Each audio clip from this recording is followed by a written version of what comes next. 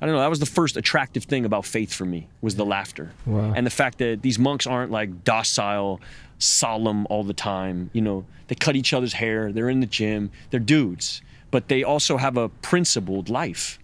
And that became very attractive to me at a certain point. I've always been attracted to guys like Kevin Vance.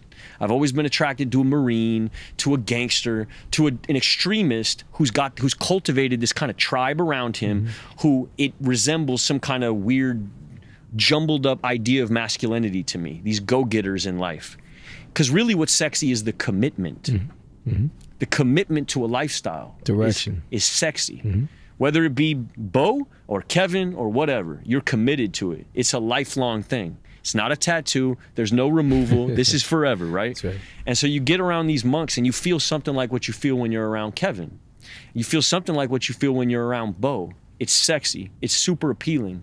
You're a part of a group and they're knee deep in it. They are in love with what they got going on.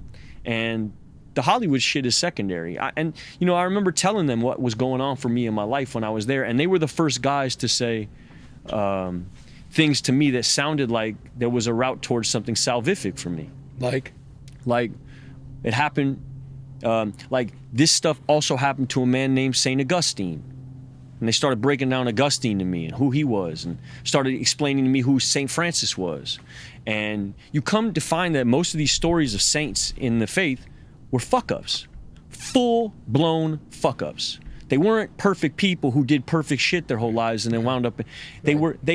Requirement. Touched by God from the beginning, pooping gold, like It wasn't that way. Yeah. The requirement for their sainthood was the fuck-up. That they've been there. They had to have experienced real negative shit in their life to be able to have this other thing, this salvation, this hero's journey.